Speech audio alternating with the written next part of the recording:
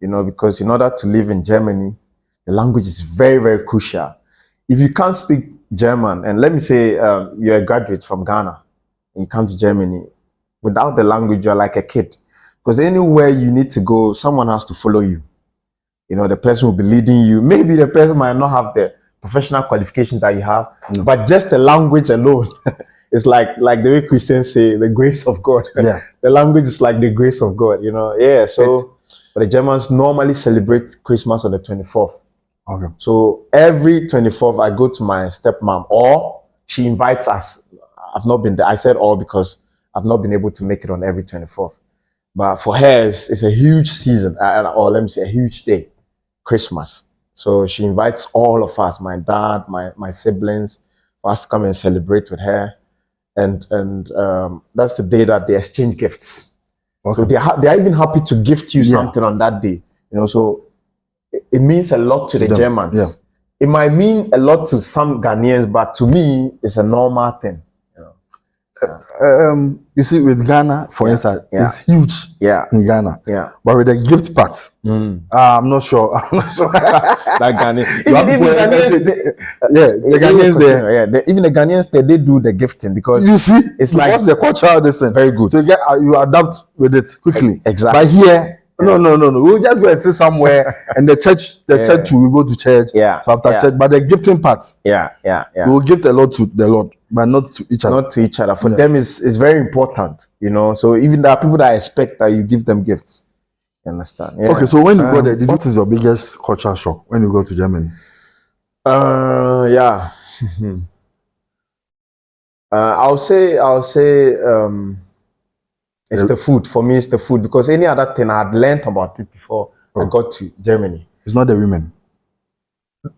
How do you mean? Explain further. Explain further. You see, because you're saying culture, So I want to understand in what context. Yeah.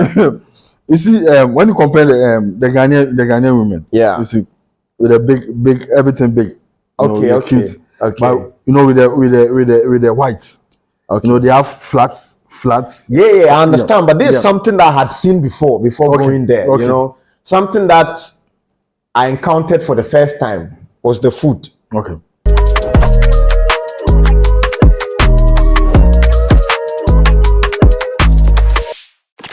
Hello, welcome to Potbelly TV. I'm your host, Mr. Jakpata. And today my guest on the show is Mr. Dennis. Dennis and I will be discussing life in abroad. The person did near whom Nyama say, before and after we do abroad. Okay, Dennis, you are welcome. Thanks for having me. So, Dennis, tell us about yourself. Who are you? My name is Dennis Pepra, and I live in Germany. I work with the Ghana Council, and I'm the youth coordinator. So Ghana Council is an umbrella organization for the Ghanaian diaspora in North Rhine-Westphalia. North Rhine-Westphalia is one of the 16 federal states in Germany, and it's actually the most populated federal state in Germany. We call it Bundesland, so federal state. Yeah, Ghana Council is an umbrella organization for all the Ghanaian organizations in North Rhine-Westphalia, so the religious institutions, the churches, for Muslims. Yeah, I've not yet learned about traditionalists around, but yeah, for NGOs, so anything about Ghanaians, we are responsible, and we try to integrate the people into the system. Yeah, because if you get to Germany, there are so many things that you need to learn and you need to know. So we are there to help. That's basically what we do, and I'm responsible for the youth. Okay, so how long have you been in Germany? I've been there since 2008, so let's say 16 years. Yeah. So tell us your journey. Is it from school, or you applied for a job before going? So which is which? Is this school or work? So actually, my dad wanted to bring me to Germany when I was about, I think, 10 years or 12 years. But for some reason, it didn't work out. So I was just living my life after school, after senior secondary school. Okay.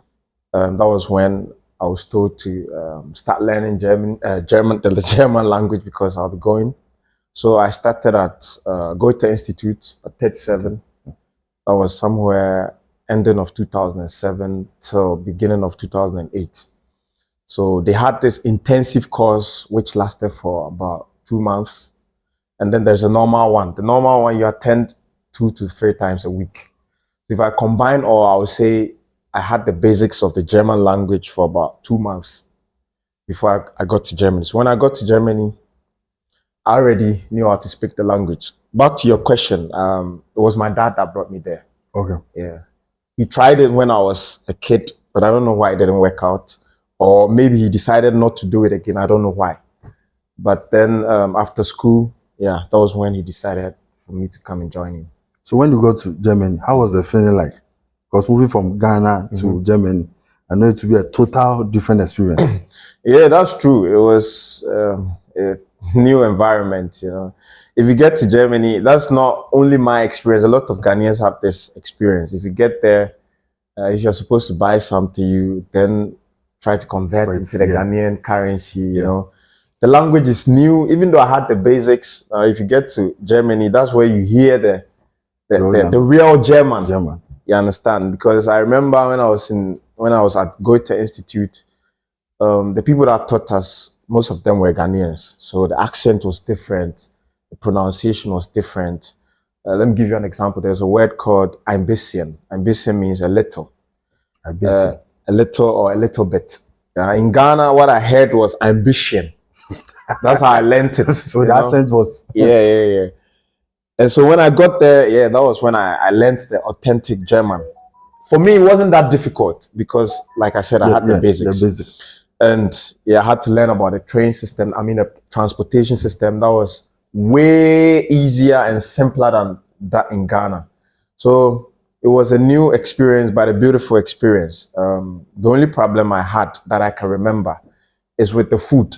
Yeah, I was coming to that. If you get there, you know, I grew up in Ghana. I was born in Ghana, so you yearn for local food. Well, I was lucky my mom was there, so my mom would cook for me, but you won't have it every day the way you would have had it if you were in Ghana. So but I don't think that's a big deal. With time, you get used to everything, But how is the life? For instance, did you meet any Ghanaian, you know, where you were living? Did you meet other cultures like other African countries? Okay. Yeah, initially, for me, it was very boring because I was living with my stepmom. She's German. Okay. So it was like everything that I was doing was totally different. It was the German way, you know. And she deliberately didn't speak English with me because she wanted me to get integrated into the system. Okay. So she always spoke German with me. She can speak English, but she deliberately spoke German with me so that I would learn the language, because if the language is part of the culture, it's a bigger part of the culture. She would make me eat German food. Yeah. It was when I started my language course. You know, if you get there, you still have to do they have this R1, R2, or let me say A1, A2, B1, up to C1 or C2. I had already done A1 and A2 in Ghana. So I was supposed to continue with B2. It was when I started learning the language that I took the train on my own. Yeah, my stepmother no longer drove me around. She wanted me to make my own experience. So one time on the train, that's when I met first Ghanaian. Yeah, and up to now, he's my best friend. Okay. He's called Jimmy. Yeah. So I was very happy to meet someone like me. You know, Jimmy was born in Germany, but he had also lived in Ghana. So he also knew the system here. Okay. So we spoke about stuff in Ghana. Yeah. So from Jimmy, then I met some other Ghanaians. Yeah. But mostly in the beginning, I was only with Germans. Yeah. Or let me say with other Europeans. Because in my German school, there were Russians, Turkish people, you know, they were also learning the language. Yeah. Okay. So there is this thing people talk about, we Ghanaians, when you go to abroad and you meet other Ghanaians, they don't help each other. Is it true? Yeah, it's a German will say Jein, and I'll explain. Ja means yes, nein means no. If someone says Jein, it means 50-50, you know.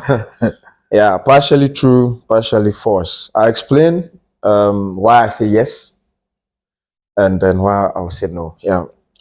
Or let me do it this way. Let's say yes, and I'll explain why. People don't help people or people have reduced the help because of the consequences that, or the experiences they've made, you know. So for example, you come as someone, as a Ghanaian from a different European country and you need help. Let's say you don't have documents, and then someone will receive you in their apartment and they'll give you rules and regulations. Now, some people feel like, I'm an adult, why are you giving me all these rules, you know? Yeah, but they don't know that the person giving you all those rules also has some responsibilities to take care of. Because if you are bathing and I'm telling you that reduce the way you open the tap, it doesn't mean that I hate you or I don't want you to feel free, but it's because of the bills that come with it, you know. And also, that's one sort of help, accommodating someone. There's another help, like you come, you find a woman, she thinks that you love her, and maybe you don't have documents. Because of love, you guys go ahead to get married, or you give birth. You know, you can get your documents through giving birth or getting married. Now, immediately you get your documents, you abandon the lady. Of course, next time she sees someone who doesn't have documents and comes to talk about love to her, she will not take the person seriously, you understand? Based on the past experience. Even though the person might genuinely love her. So it's because of people's actions, that's why people are treating people badly.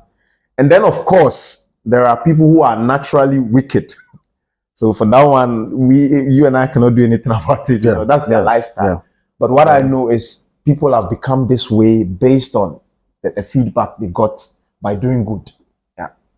I don't know if I've answered your question the way. As you said, nine. Yang. Yeah. So how was your Christmas like in Germany? For me, it was boring, but for the Germans, it's a very big occasion. I mean, they are very happy if it's getting to Christmas. Not even on the Christmas day. A lot of booze or... For them, you know, I would say Germany is a Christian nation. So it's one of, how should I say it? One of the biggest seasons. You know, most of them are Christians, even though they might not practice it by going to church every Sunday like we do. But that's the religion that they grew up with. So in Germany, if you're going to apply for a job, they ask you what kind of religion you belong to because of taxes. And most of them are evangelical Christians or Catholic Christians. And so if it's getting to Christmas, they feel like this is our season. Yeah. And they make their preparations. They buy Christmas trees. For me, sometimes it amazes me. For me, it's like, it's a normal thing, but they take it so seriously. And yeah, I admire the way they do it. They enjoy it. They celebrate it. But for me, it's a normal thing. You know, we go to church on the 25th, but the Germans normally celebrate Christmas on the 24th. Okay. So every 24th, I go to my stepmom, or she invites us. I've not been there. I said all because I've not been able to make it on every 24th. But for her, it's a huge season, or let me say a huge day, Christmas. So she invites all of us, my dad, my siblings, for us to come and celebrate with her. And that's the day that they exchange gifts. Okay. So they are even happy to gift you something on that day. You know, so it means a lot to the Germans. Yeah. It might mean a lot to some Ghanaians, but to me, it's a normal thing. You see, with Ghana, for instance, it's huge in Ghana. Yeah. But with the gift part, I'm not sure. Like Ghanaians. The Ghanaians there. Even the Ghanaians there, they do the gifting because you see, it's like the cultural this thing. Very good. So you adapt with it quickly. Exactly. But here, no. We'll just go and sit somewhere, and the church will go to church. Yeah. So after church, but the gifting part, we will gift a lot to the Lord, but not to each other. Not to each other. For them, it's very important, you know. So even there are people that expect that you give them gifts. You understand? Yeah. Okay. So when you got there, did you go to school? Yes. I started with the language thing, you know, because in order to live in Germany, the language is very, very crucial. If you can't speak German, and let me say you're a graduate from Ghana, and you come to Germany, without the language, you're like a kid. Because anywhere you need to go, someone has to follow you. You know, the person will be leading you. Maybe the person might not have the professional qualifications that you have, but just the language alone, it's like the way Christians say, the grace of God. Yeah. The language is like the grace of God, you know. Yeah, so I had to learn the language. And then from there, I went to what we call gymnasium. Gymnasium in Germany, they've separated this, or let me say they've divided the schools according to how fast you are or how brilliant you are. Okay. So gymnasium is for very, very intelligent people, you know. So somehow I was lucky that I landed there after my language course. And so they put me into a preparatory class. They call it Vorbereitungsklasse. Like they are preparing you to come to the normal class. Okay. So after that, normally it was class 9. Not regular 9, but class 9 preparatory. So I was being prepared, and afterwards I'll be put to the regular class 9. But after my preparation, normally I was supposed to last there for 1.5 years. After 6 months, I think the director of the school, Frau Gunther, I remember very well, she said, nah, my standard is very high. So she took me straight to class 10. Because she took me to class 10 because there was an exam that the people were taking. And she told me if I'm able to pass that exam, I'll proceed directly to regular 11. Yeah. And so by God's grace, I passed. And then I thought it was too difficult for me because of the language, because you are there learning with Germans. So moving forward to 11, I'll face difficulties. Yeah. 11 is like SS1, but the standard is very high, you know. So I went to do what we call Ausbildung.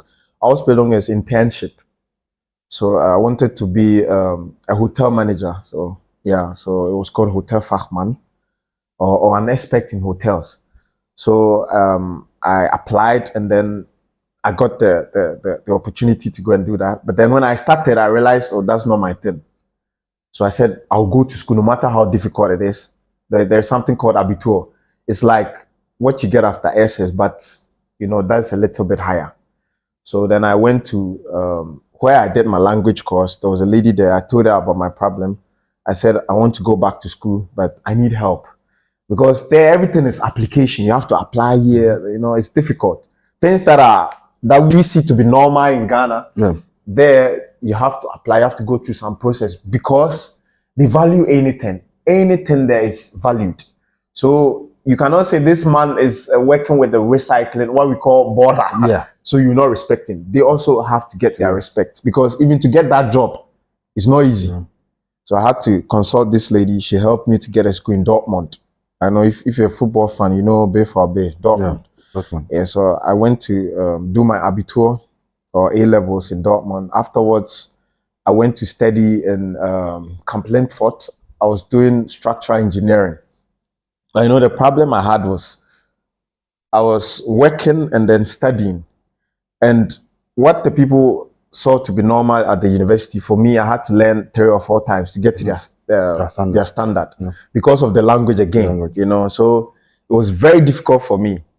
So the one mistake that I made was I had to quit and then focus on my job. Yeah, so I didn't finish. And then later on, I went back to study again, but the same thing happened because I'm working with this. At that time, my friend Emmanuel, had consulted me for us to come up with this foundation, or let me say NGO. Verein Junger Deutsch Afrikaner. It means an organization for young German Africans. Okay. So yeah, we came up with this organization because Emmanuel saw that I was helping people in the society, like with translations, taking people to offices, you know. And so he was doing the same thing in Dortmund. I was living in Essen at that time, but it's all in the same federal state, North Rhine-Westphalia. And so he came to me. We did this together with some other people. And so for me, it was something that I had passion for, to help people, to help Ghanaians, you know. So I remember even 2017, we came to Ghana with about 4 other young Ghanaians to come and explore how internship is being done in Ghana, you know. So we went to vocational institutions. We saw how they do it in Ghana. We compared it to how they do it in Germany. We had to write a report, you know, those kind of stuff. Back to the education. After that, I was still in this Verein job till Ghana Council consulted me that they want to work with me because I've been doing so many things for the society. I organize football matches, debates, you know, like I said, taking people to offices, translating. So I'm always busy, you know. Yeah. So that's how it went with my education. Abitur, then I studied to third semester, and then I drifted to come and do this NGO job.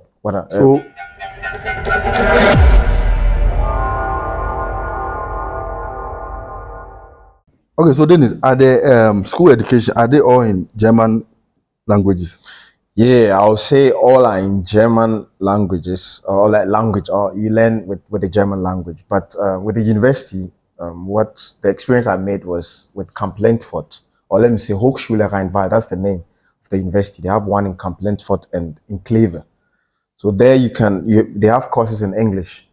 But even with that, I'm not really sure, but from a certain semester, from a particular semester, you have to add German to it. The Germans are very, very patriotic. They like things about themselves. It's like German first. So they are very, very proud of or about their language, So yeah, I think 90 to 95% is German language. Yeah. Oh, so have you been to, when you went to Germany, have you been to any other European country? Yeah, I've been to Holland, Denmark, France, Belgium. Yeah. So my question is, and UK.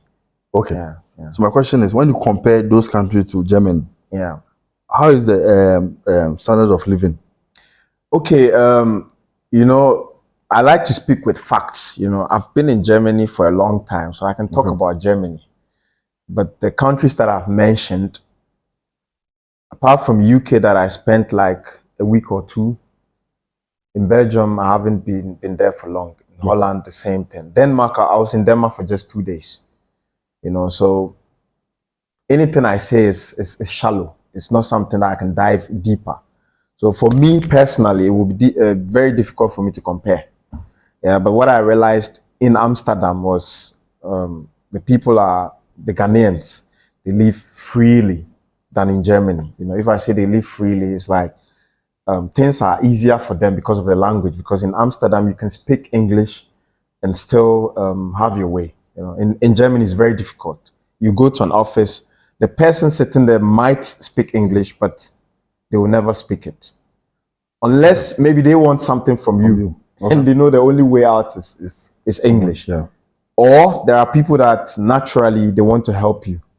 And so they would like to speak English with you. But what I heard from my experience, what I heard was, it's not like they don't want to speak the English, but they feel like if they see you as a black person, automatically the Germans think you speak better English than them.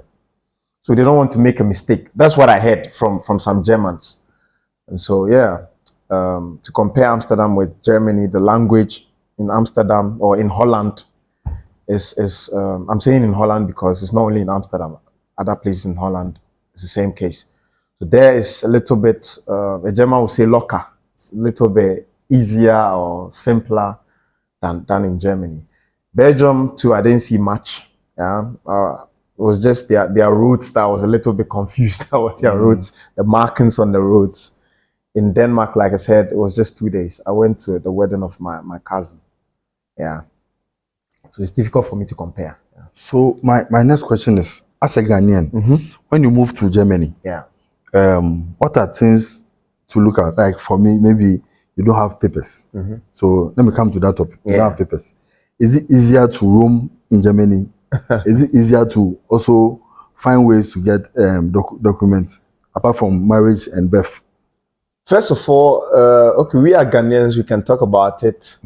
I'm just hoping the law enforcement agencies are not listening. Yeah. If you are without documents, first of all, you shouldn't be in the country. Yeah. Because if it's any illegal. Police, if you encounter police, first of all, they are going to take you out of the country. And if I say they are going to take you out of the country, I mean it. Even now, they are not joking. Now it has become more serious than before,